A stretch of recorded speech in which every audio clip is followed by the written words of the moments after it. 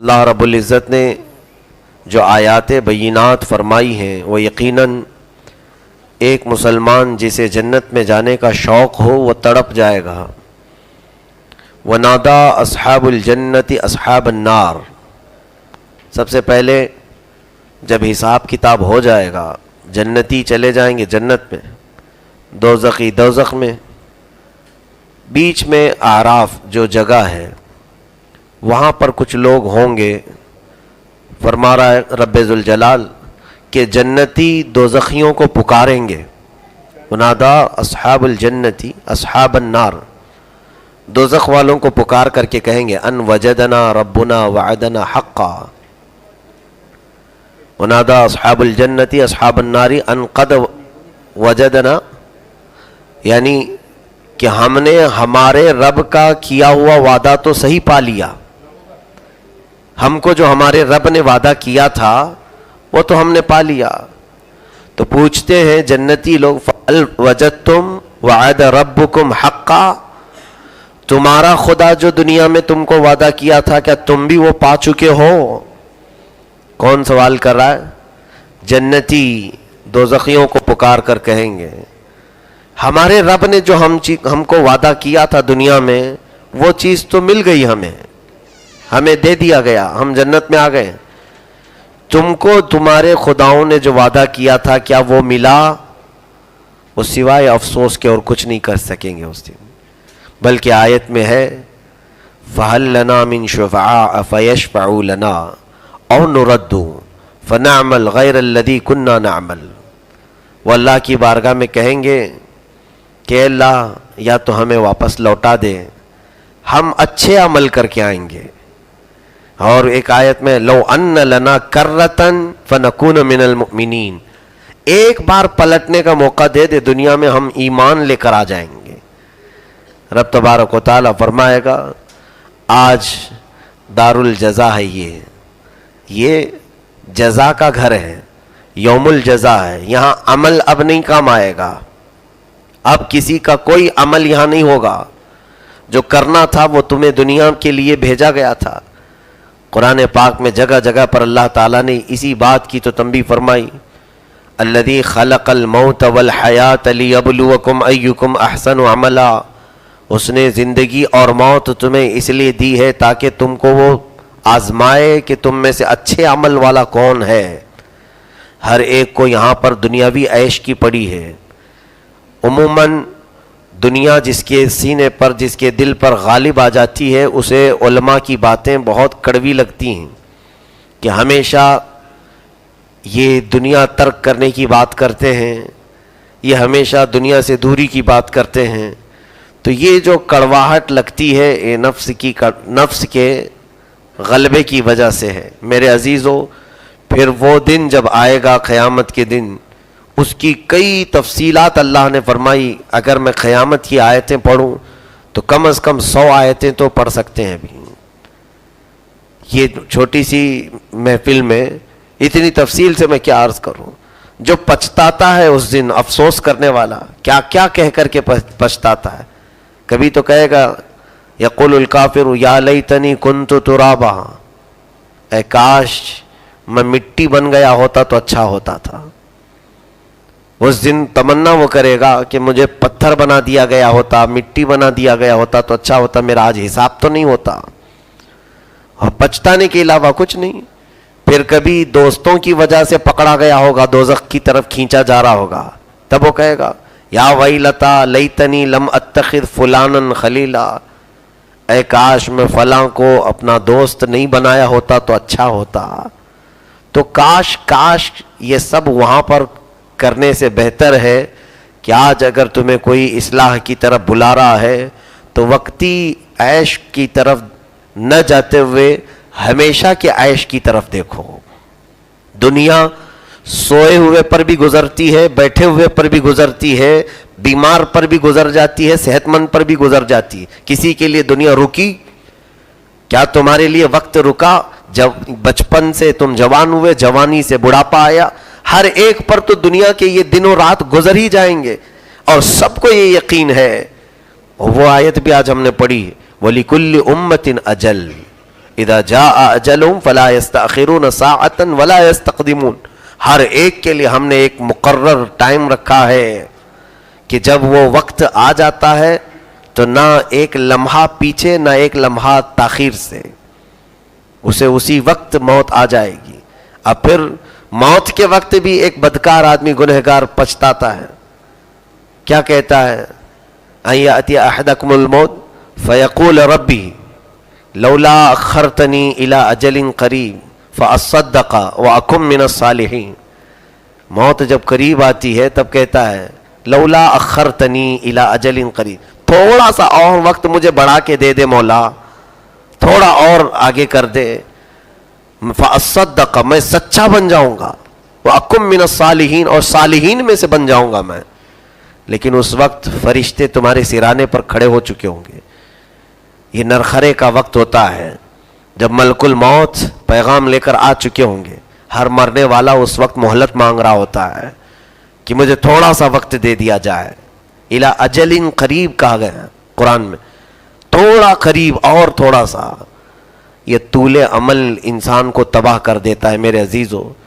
اگر رب تبارک و تعالیٰ تمہیں بتا بھی دے کہ تمہاری موت 100 سال کے بعد آنے والی ہے، تب بھی وہ بندہ توبہ کی طرف بہت کم آتا ہے، کیونکہ دنیا غالب جب ہو جاتی ہے تو موت اس کے سر پر آ چکی ہوتی ہے، تب تک اسے توبہ کی توفیق نہیں ملتی. اسی لیے کر جوانی میں توبہ. مفتی اعظم ہند رحمۃ اللہ تعالی علیہ نے فرمایا کہ پھر بڑھاپا کام نہیں آتا، جو عبادت کرنی ہے وہ جوانی میں کر لے. اب یہاں پر ایک شخص کو اللہ تعالیٰ نے یہ مہلت دیا بھی تھا 100 سال کی، اسے بتایا بھی گیا تھا کہ تیری عمر اتنی ہوگی اور اس وقت تو مرے گا. تو اس نے سوچا میرے پاس 100 سال ہے، 90 سال خوب عیش کیا، آخری کے 10 سال تسبیح پڑھ لیں گے، رب کو منا لیں گے. آخری کے 10 سال 90 سال، کیونکہ ایگزیکٹ اسے بتایا گیا ہے. ہم میں سے تو کسی کو بتایا نہیں گیا، لیکن جس کو بتایا گیا اس نے بھی 90 سال عیش کیا، سوچا آخری 10 سال عبادت کر لوں گا. جب 90 سال کی عمر ہو گئی، اب آخری کے جب 10 سال گزرنے والے تھے تو دنیا اس کے پاس بہت پھیل چکی تھی، جائیدادیں جمع کر چکا تھا، اولاد کثرت سے تھی، اس میں مشغول ہوا. پھر اس نے سوچا 10 سال تو بہت ہوتے ہیں اور 9 سال دنیا کے کام کاج میں مصروف رہیں گے، آخری 1 سال دیکھ لیں گے، عبادت کر لیں گے. رب تو موت سے تھوڑی دیر پہلے بھی کیے جانے والے توبہ کو قبول کرتا ہے. تو آخری کے جو 10 سال تھے اس میں بھی 9 سال اس نے بتا دیے دنیاوی عیش و آرام میں. 9 سال گزرنے کے بعد پھر آخری سال پہنچا، اسے معلوم ہے کہ یہ میری زندگی کا آخری سال ہے. اس کے باوجود اس نے یہ سوچا کہ سال میں 12 مہینے ہوتے ہیں، 11 مہینے اور آخری مہینے میں، آخری مہینے کے بعد پھر وہ آخری دن بھی آ گیا. جب آخری دن آیا تب وہ توبہ کرنے کی غرض سے بیٹھا تھا. اب زبان ہلنا بند ہو چکی تھی، ہاتھ و پیر عمل کرنے سے قاصر ہو چکے تھے. تو انسان کو طول عمل یعنی لمبی مدت بھی دے دی جائے، ابھی کروں گا ابھی کروں گا، یہ چیز انسان کو تباہ و برباد کر دیتی ہے. اے عزیزو، میرے آقا صلی اللہ علیہ وسلم نے فرمایا 5 چیزوں میں تاخیر کرنا گناہ ہے، تاخیر مت کرنا. کہا پوچھا گیا وہ کون سی چیزیں؟ اللہ کے حبیب صلی اللہ علیہ وسلم فرماتے ہیں جب گناہ ہو جائے تو توبہ کرنے میں تاخیر مت کرنا، اسی وقت توبہ کر لو، اسی دن توبہ کر لو. یہ مت سوچنا کہ اور تھوڑے سے دن گزرتے ہیں، جمعہ آنے دو میں توبہ کر لوں گا، شب قدر آنے دو سب ملا کے توبہ کر لوں گا. کیا خبر کہ تمہیں سب چیزیں دی جائیں گی کہ نہیں. دوسری چیز رسول مختار صلی اللہ علیہ وسلم نے فرمایا کہ جب نماز کا وقت ہو جائے، جب نماز کا وقت ہو جائے تو نماز پڑھنے میں تاخیر نہ کرنا. یعنی لوگ یہ کہتے ہیں نماز کا ٹائم ہو گیا، ابھی تو بہت ٹائم ہے، آخری ٹائم پہ پڑھ لوں گا. جس طرح اس کو تاخیر کرتے جاؤ گے تمہارے اوپر گناہ بڑھتا جائے گا. قرض لو تو ادا کرنے میں تاخیر مت کرنا، اور جب بچیاں بالغ ہو جائیں تو نکاح میں تاخیر مت کرنا. آخری چیز جب کسی کی موت ہو جائے تو جنازہ اٹھانے میں تاخیر مت کرنا، جلدی سے اسے پہنچا دو. یہ اللہ کے حبیب صلی اللہ علیہ وسلم نے فرمایا. اسی طرح یہ بھی فرمایا کہ 3 چیزوں کو غنیمت جانو، 3 چیزوں کو غنیمت جانو، یعنی سمجھ لو کہ اللہ تعالیٰ کی تمہارے اوپر یہ نعمتیں موجود ہیں۔ کون سی 3 چیزیں؟ فرمایا کہ آج صحت ہے تمہارے پاس تو صحت پر شکر کرو، بیماری آنے سے پہلے، بیماری آنے سے پہلے صحت کی قدر کرو۔ دوسری چیز فرماتے ہیں جوانی اگر آج تیرے پاس ہے تو بڑھاپا آنے سے پہلے قدر کر لے، اس کو غنیمت جانو۔ تیسری چیز میرے آقا فرماتے ہیں آج تو زندہ ہے، مرنے سے پہلے اس کی قدر کر لے، زندگی کو موت سے پہلے غنیمت جانو۔ یہ ساری چیزیں ایسی ہیں میرے عزیزوں، کفار و مشرکین کو انہی چیزوں نے ورغلا دیا، بہکا دیا، وہ آج جھوٹے خداؤں کی عبادت میں مشغول اور باطل خداؤں کے سامنے سر بسجود گمراہی کی موت مر جاتے ہیں، اور قیامت کے دن پھر انہیں اٹھایا جاتا ہے۔ رب تبارک و تعالیٰ نے کئی جگہوں پر آیتیں ان کفار و مشرکین کے متعلق یہ فرمایا ہے، تو جنتی ان کو پکاریں گے فَهَلْ وَجَدْتُمْ وَعْدَ رَبُّكُمْ حَقًّا، یعنی کیا تم نے بھی اپنے رب کا کیا ہوا وعدہ صحیح پا لیا؟ اس کے 2 معنی ہیں کہ اللہ تبارک و تعالیٰ نے کافروں کے لیے وعدہ کیا ہے کہ جہنم میں بھیجے گا۔ اب یہاں رب سے مراد حقیقی رب ہے تو وہ کافر کہیں گے ہاں رب نے جو وعدہ کیا تھا کہ ہم کو جہنم میں بھیجے گا اس نے اپنا وعدہ پورا کر لیا، پورا ہو گیا ہے اور ہمیں اوندھے منہ دوزخ میں ڈالا جا رہا ہے۔ تو میرے عزیزو سورۃ الاعراف میں تفصیل سے اللہ تعالیٰ نے جنتیوں کا ذکر اور جہنمیوں کا ذکر فرمایا ہے، اور شیطان کثرت سے یہ کوشش کرے گا کہ سارے لوگوں کو جہنم میں بھر دوں۔ وہ بھی شروع کے صفحات میں سورہ اعراف کے حضرت آدم علیہ السلام کی ولادت کے بعد جو معاملات ہوئے تھے وہ شیطان کے ساتھ اس کا پورا تفصیل سے ذکر آیا ہے۔ آدم علیہ السلام کو اللہ تعالیٰ نے پیدا فرمایا مٹی سے گوند کر کے ان کی شکل بنائی گئی، پھر اس کے بعد جب ان کے جسم میں روح ڈالی گئی تو اللہ تعالیٰ نے آدم علیہ السلام کو سامنے رکھ کر سارے ملائکہ جتنے فرشتے تھے سب سے کہا اسجدوا لآدم، آدم کو سجدہ کرو۔ تو یہ جو سجدہ تھا وہ عبادت کا سجدہ نہیں، سجدہ تو صرف اللہ کے لیے۔ یہاں جو سجدہ تھا وہ تعظیم کا سجدہ تھا، وہ تعظیم کا سجدہ بھی ہماری شریعت میں جائز نہیں۔ حضور صلی اللہ علیہ وسلم کی شریعت پاک میں تعظیم کے لیے بھی کسی کا سجدہ کرنا جائز نہیں، وہ پہلے شریعتوں میں تھا، آدم علیہ السلام کی شریعت میں تھا، یوسف علیہ السلام کی شریعت میں تھا، ان کی شریعتوں میں تعظیم کے لیے سجدہ کرنا جائز تھا۔ تو فرشتوں کو سجدہ کروایا گیا۔ ابلیس کون تھا اس کی تحقیق الگ ہے، وَكَانَ مِنَ الْجِنِّ، قرآن کہتا ہے وہ جنات میں سے تھا، لیکن فرشتوں کو تعلیم دیا کرتا تھا۔ برسوں عبادت کیا رب تعالیٰ کی اس نے، 1-2 سال نہیں بلکہ بعض روایات بتاتی ہیں کہ 1 کروڑ سال سے زیادہ عبادت کیا ہے، اور اس کے سجدے اگر روئے زمین پر پھیلا دیے جائیں تو ایک رائی کے دانے کے برابر بھی جگہ باقی نہیں رہے گی، اتنے سجدے کیے۔ صرف غرور آیا دل میں اس بات کا کہ مجھے آگ سے بنایا ہے رب تعالیٰ نے، اور اس آدم کو مٹی سے بنایا گیا، مٹی کے سامنے آگ کیسے جھک جائے۔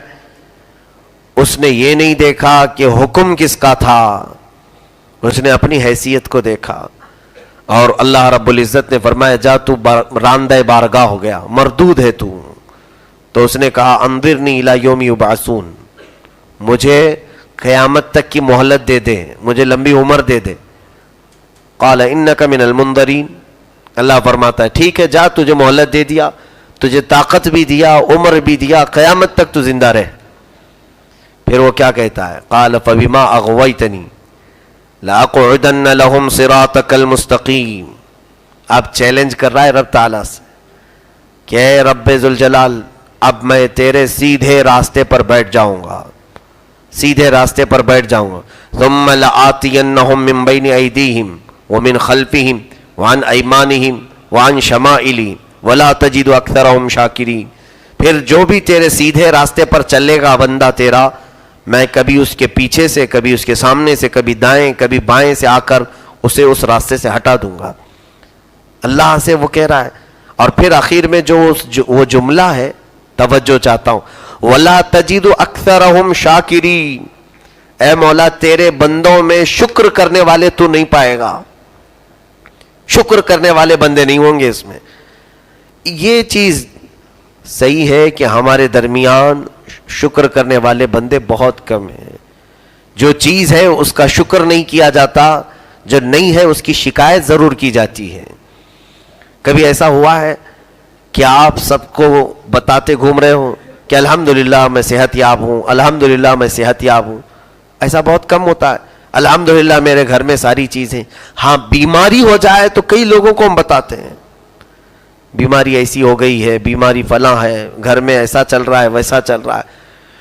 تو بندہ ہمیشہ مصیبتوں کا ذکر کرتا ہے اور نعمتوں کی قدر نہیں کرتا، جبکہ رب تعالیٰ فرماتا ہے لَإِن شَكَرْتُمْ لَأَزِيدَنَّكُمْ، تم اگر شکر کرو میں تمہیں زیادہ دوں گا۔ یہاں شیطان ابلیس لعین یہ چاہتا ہے کہ جو بھی اس صراط مستقیم پر آئے گا اسے وہ بہکائے گا۔ میرے عزیزو، آج میں تنبیہاً کچھ باتیں عرض کرنا چاہوں گا۔ شیطان ہم کہتے ہیں تقریباً دنیا کے اکثر مذہب میں، اکثر دین جو ہے سب کے ہاں شیطان کا ایک تصور ہے۔ ڈیول کہتے ہیں یا سیٹن کہتے ہیں، کسی بھی طرح سے کسی نام سے ہر قوم ایک بات مانتی ہے کہ ایک برائی کی طاقت ہے دنیا میں جو برائی کرواتی ہے۔ ہمارے اسلامی عقیدے کے اعتبار سے شیطان اس کی ایک اپنی ذات ہے، اللہ نے اسے بھی بنایا ہے اور اسے قوت دی ہے، طاقت دی ہے، وہ انسانوں کے ساتھ جو کچھ کرنا چاہے کرے، صرف آزمائش کے لیے اللہ تعالیٰ نے اسے طاقت دی ہے۔ کبھی یہ مت سمجھنا کہ شیطان کے پاس بہت طاقت ہے تو میں اس کی پوجا میں لگ جاؤں۔ یہی دھوکہ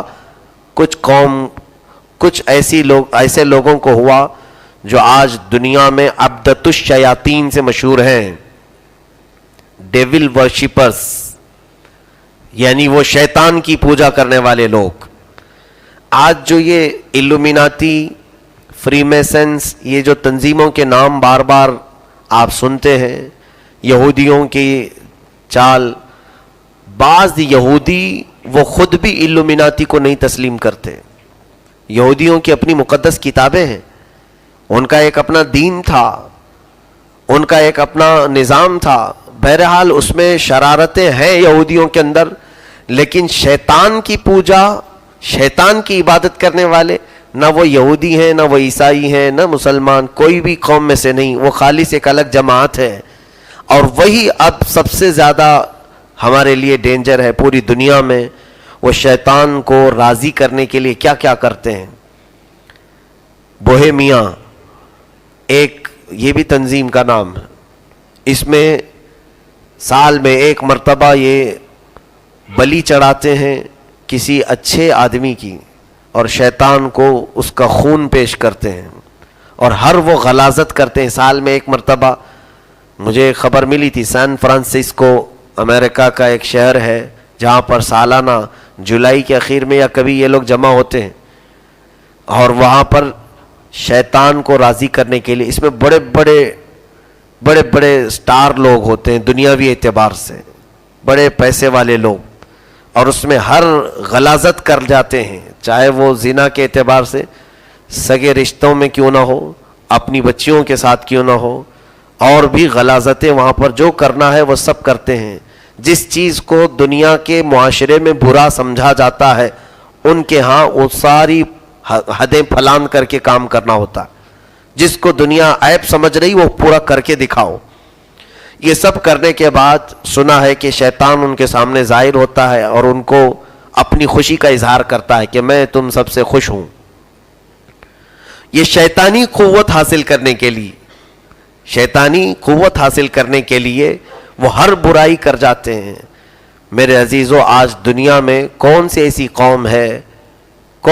قوم ہے جو زنا کو رواج دینا چاہتی ہو، جو لوگوں کو تباہ و برباد کرنا چاہتی ہو؟ کوئی ایسی قوم نہیں، صرف وہ ڈیول ورشپرز ہیں جو شیطان کے پجاری ہیں۔ پوری دنیا میں انہوں نے ایسی تمام چیزیں پہنچائی ہیں۔ ہماری قوم ہی نہیں اس سے جوجھ رہی ہے، عیسائی قوم کے بھی نوجوان بچے، دوسری قوموں کے بھی نوجوان بچے اس تمام بلاؤں میں مبتلا ہو چکے ہیں۔ ان مصیبتوں میں وہ گرفتار ہو چکے ہیں. بیماریاں یہ الگ چھوڑتے ہیں اور جادو کے طریقوں سے الگ ہمیں ورغلاتے ہیں. عورتوں کو بچیوں کو ننگا رہنے پر انعام سے نوازتے ہیں. جو لڑکی ننگی ہو کر بازار میں آئے اور اپنی آزادی کا اعلان کرے تو غیب سے اس کے پاس دیکھنا اس کے سپورٹرز آ جائیں گے, اس کو بہت زیادہ پروموٹ کیا جائے گا. یہ پورا یہ شیطانی جو عباد ہیں پجاری ہیں پوری دنیا میں انہوں نے اپنا جال بچھا رکھا ہے. نشے کی ہر نئی چیز کو دنیا میں رواج دینے میں کس کا ہاتھ ہے؟ ہر طرح کے نئے نئے نشے لائے جاتے ہیں, ایسے خطرناک نشے پیدا کیے جا رہے ہیں. یہ سب شیطان کے پجاریوں کے حرکات ہیں. میں کہنا چاہتا ہوں میرے عزیزو, ہمارے ہاں تصور کیا ہے جب شیطان کہتے ہیں تو لوگ یہ سمجھتے ہیں شیطان جب آئے گا تو دیکھیں گے. تو کیسا ہے پھر شیطان؟ کب دیکھو گے اس کو؟ تمہارے ذہن میں ایک تصویر بنی ہوگی, بڑے سینگ ہوں گے, اس کے بڑے بڑے بال ہوں گے, لمبے دانت ہوں گے. شیطان کا تصور آتے ہی تمہارے دماغ میں ایک الگ سی چھبی آتی ہے, ایک تصویر آتی ہے. شیطان ایسا تھوڑی نہ تمہارے پاس آئے گا. شیطان قرآن کہتا ہے الذی یوسوس فی صدور الناس من الجنۃ والناس, جو تمہارے سینوں میں وسوسہ ڈالتا ہے وہ جنات میں سے بھی ہوتا ہے اور انسانوں میں سے بھی آتا ہے. شیطان دوست کی شکل میں آئے گا تمہارے, انسان کی شکل میں, کبھی بزرگ کی شکل میں, کبھی بوڑھے کی شکل میں, کبھی بچے کی شکل میں اور کبھی عورت کی شکل میں. ہر خوبصورت دکھنے والی عورت یہ مت سمجھ لینا کہ وہ میری محبوبہ ہے. شیطان اس لباس میں ہوتا ہے. اور اسی طرح سے وہ بچیاں جو کسی نوجوان پر فریفتہ ہو جاتی ہیں ان کے متعلق بھی فرمایا گیا کہ شیطان بہت حسین و جمیل لڑکے کی شکل میں آئے گا. تو عورتوں کو ورغلانے کے لیے کچھ بچیاں فدا ہو گئیں اس کا ظاہر دیکھ کر کے, جبکہ وہ ابلیس لعین ہوتا ہے, شیطان مردود ہوتا ہے. اسے گمراہ کرے گا یا اسے قتل کروائے گا یا اس کا برا انجام تک پہنچائے گا.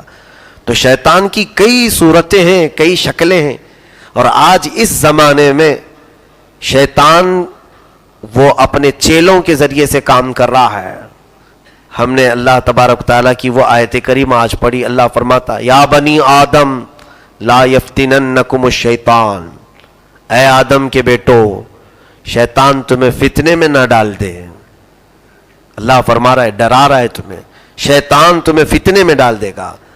لا یفتننکم الشیطان کما اخرج ابویکم من الجنۃ, جیسے کہ تمہارے ماں اور باپ دونوں کو اس نے جنت سے نکلوا دیا. کس کو؟ آدم علیہ السلام اور حضرت بی بی حوا کو. یہ جنت میں تھے تو سب سے پہلے شیطان نے کیا کیا؟ کون سا کام کیا؟ وسوسہ ڈالا.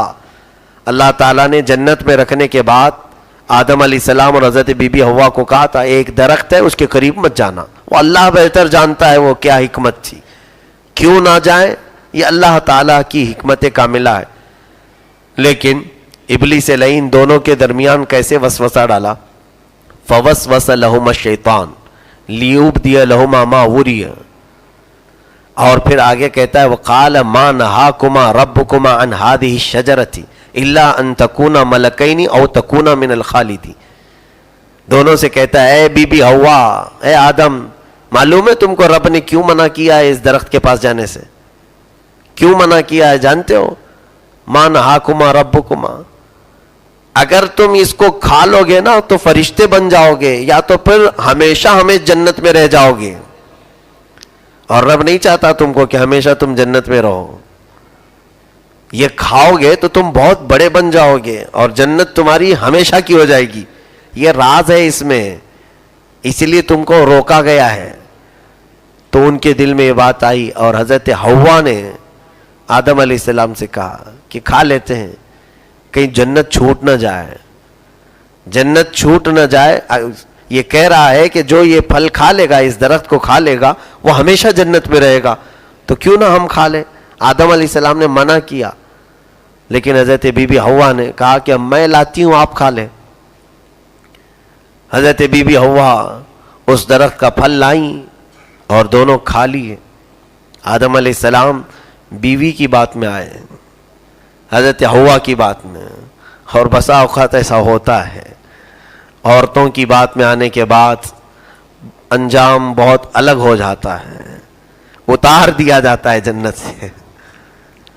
حضرت بی بی حوا کھلا تو دیں، اس کے فوراً بعد اللہ فرماتا ہے ان کا لباس اتار لیا گیا.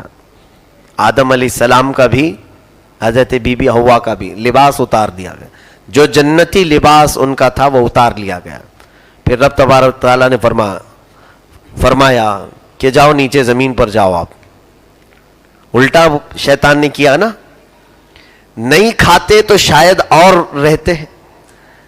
اس نے کیا جھوٹ بولا تھا کہ اگر یہ کھا لو گے تو ہمیشہ رہو گے، جبکہ کھانے سے اتر گئے.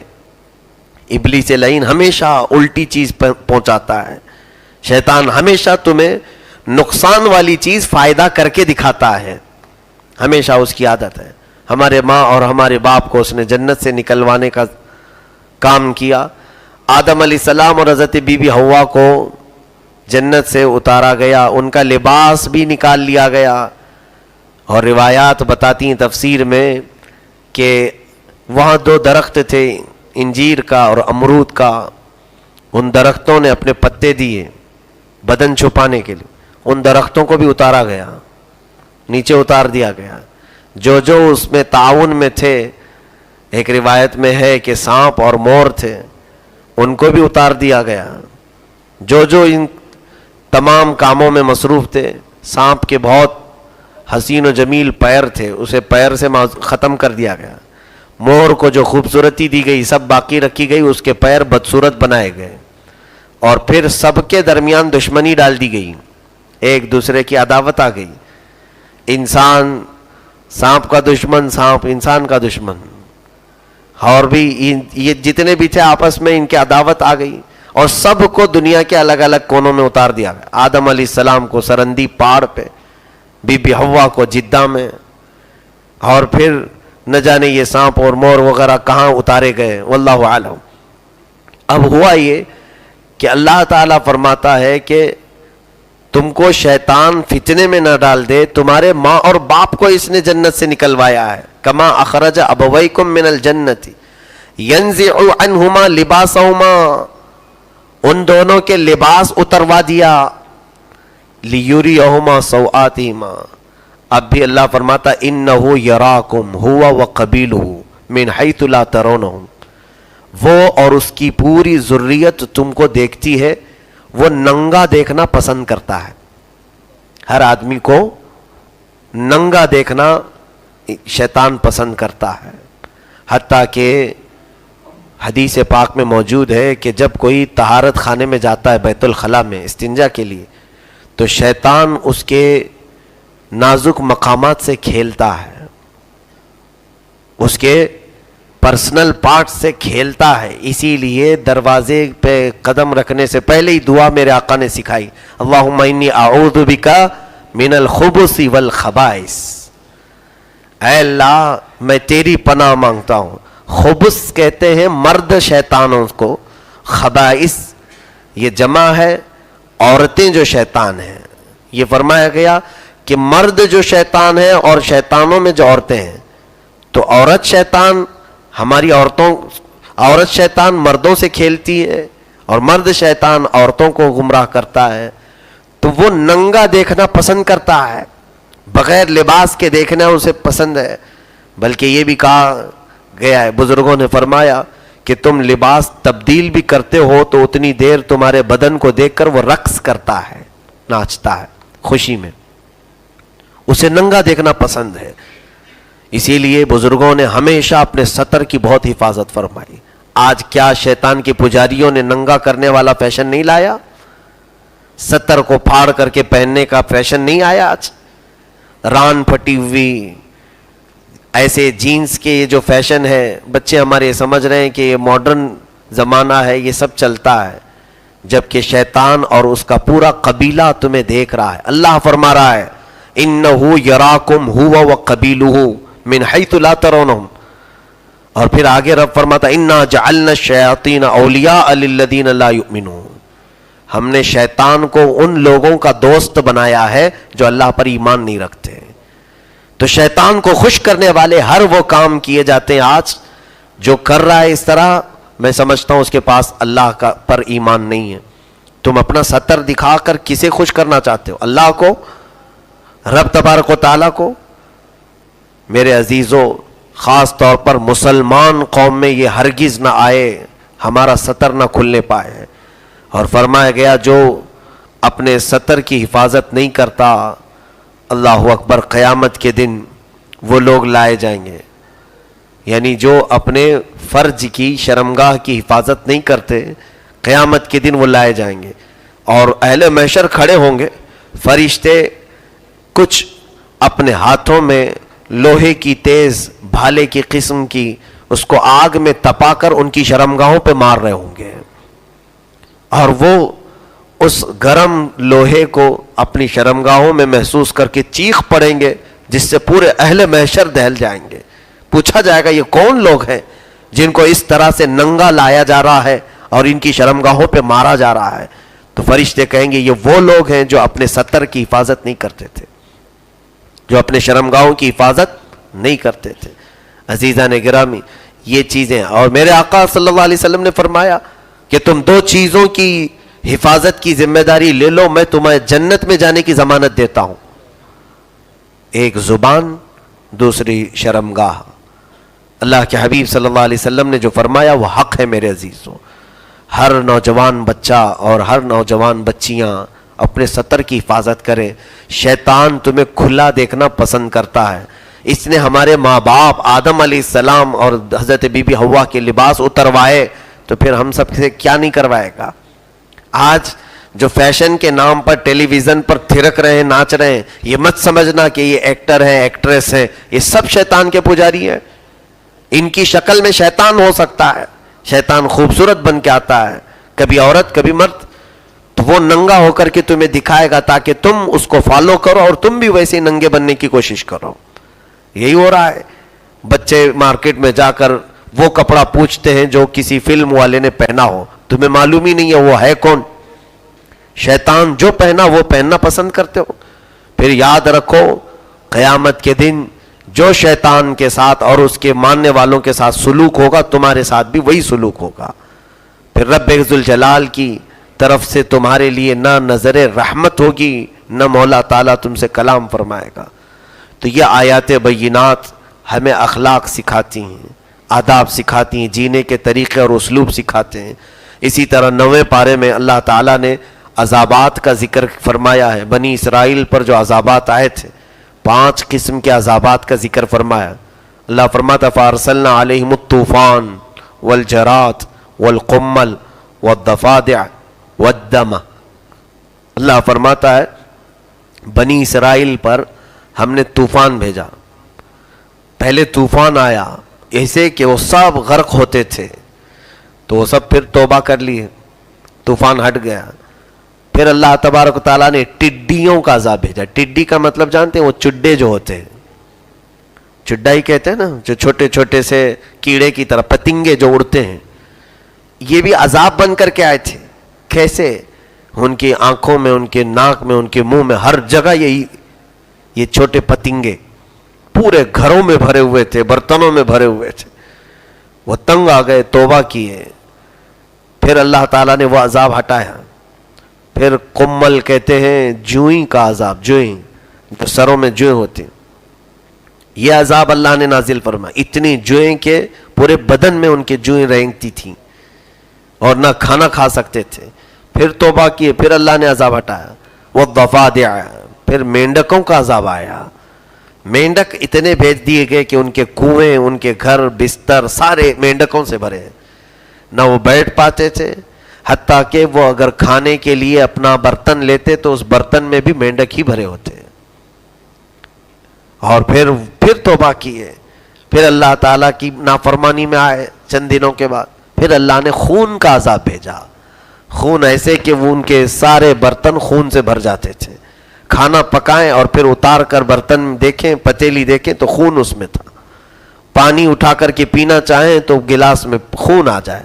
ہاں، اتنا تھا کہ یہ عذاب ایمان والوں پر نہیں تھا، ایمان والوں پر نہیں تھا، یہ صرف کافروں پر عذاب تھا. تو ایمان والے جو موسیٰ علیہ السلام پر ایمان لائے ہوئے مومنین تھے، ان کو یہ لوگ بلاتے تھے، یہ فرعونی، اور کہتے کہ دیکھو تمہارے گلاس میں پانی بھی اچھا ہے، تمہارے برتن میں کھانا بھی اچھا ہے، ہمارے پاس دیکھو سب خون بن جاتا ہے، ایک کام کرو تم اپنے ہاتھ سے ہمیں تمہارا کھانا کھلاؤ۔ وہ اپنے ہاتھ سے کھانا ان کو کھلاتے کسی بھی کافر کو، تو ان کے منہ میں جاتے ہی وہ خون بن جاتا، حتیٰ کہ وہ پانی اپنے منہ میں لے کر یہاں تک انہوں نے آس لگائی کہ تم کلی کر دو ہمارے منہ میں، تم پیتے ہو تو تمہارے منہ میں پانی ہی رہتا ہے۔ تو یہ ایمان والوں نے اپنے منہ میں پانی لے کر ان کافروں کے منہ میں کلی کی، وہ کلی جاتی پھر خون بن جاتا تھا۔ رب ذوالجلال جس چیز کو چاہے جب چاہے تبدیل کرتے۔ تو یہ عذاب سے بھی انہوں نے بہت توبائیں کی، اس کے بعد پھر اللہ تعالیٰ نے یہ عذابات ہٹائے۔ اللہ تعالیٰ فرماتا ہے یہ سب میری طرف سے نشانیاں ہیں۔ اے میرے عزیزو، آج ہمارے گناہ ان سے بڑھ کر کے ہیں۔ بنی اسرائیل جو گناہ کرتے تھے اسی طرح کے گناہ سب آ چکے۔ قوم لوط کا گناہ اللہ نے ذکر فرمایا، وَلُوطًا اِذْ قَالَ لِقَوْمِهِ أَتَأْتُونَ الْفَاحِشَةَ۔ حضرت لوط علیہ السلام ایک نبی، ان کی قوم گے ازم میں مصروف تھی، مرد کا مرد سے شہوت پورے کرنا، یہ ہومو سیکسولیٹی، اس سے پہلے کسی قوم نے یہ گناہ نہیں کیا تھا، اور اللہ نے اس قوم کو تباہ و برباد کیا۔ ایسے عذاب آیا کہ اس بستی کا نشان تک نہیں باقی پوری طرح سے، بلکہ ان کو کئی طرح کے عذاب آئے تھے۔ پہلے ان پر پتھر برستے تھے نوکیلے، تو ان کے بھیجے پھٹ کر کے باہر نکل جاتے تھے۔ پھر ان پر آگ بھی آئی، پھر اس کے بعد اس بستی کو اٹھا کر کے پلٹ دیا گیا۔ تو یہ قوم لوط پر عذاب آیا، اس کا بھی ذکر ہے۔ اللہ تبارک و تعالیٰ نے آج جو ہم نے آیتیں تلاوت کی اس میں وہ سارے گناہ آج ہیں یا نہیں ہیں؟ آج LGBT کمیونٹی یہ پورے جگہ پر حقوق مانگ رہے ہیں۔ ارے ہمارے یہاں تو پارلیمنٹ میں ابھی مرد سے مرد کا نکاح کرنا ایک قانون بنایا جا رہا ہے کہ نکاح بھی کر سکتا ہے، شادی کر سکتا ہے۔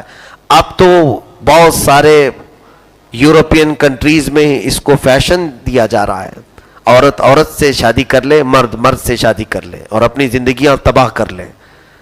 یہ کیا چاہتے ہیں کہ انسانوں کی نسل نہ بڑھے، پاپولیشن ختم ہو جائے۔ ظاہر سی بات ہے، غیر فطری کام کرے گا تو اولاد کہاں سے ہوگی؟ کیا مرد بچے جنے گا؟ نہیں ہو سکتے یہ ساری چیزیں، اور یہ اسی چیز کے دشمن ہیں۔ میرے عزیزوں، پوری دنیا میں یہ ہر ملک اس پر لاکھوں کروڑوں ڈالر خرچ کر رہے ہیں، اور اگر کوئی اس طرح کی کمیونٹی کا آدمی ہوتا ہے تو اسے فری ویزا دے کر اپنے کنٹریز کو بلایا جاتا ہے۔ تو یہ پروموٹ کیا جا رہا ہے، جس سے ہم گھن کرتے ہیں، نفرت کرتے ہیں، ایسے کاموں کو آج فیشن دیا جا رہا ہے، اور ایسے لوگوں کو سٹار بنا کر کے ٹیلی ویژن میں پیش کیا جائے گا۔ دیکھنا آپ، یہ جتنے اس طرح کے کام کرنے والے ہوں گے ان سب کو پردے پر لایا جائے گا اور ان کو بڑی عزتیں دی جائیں گی، تاکہ قوم کو یہ سمجھ میں آئے کہ یہ کام برا نہیں ہے، یہ کرو تو اور عزت ملتی ہے۔ معاذ اللہ رب العالمین۔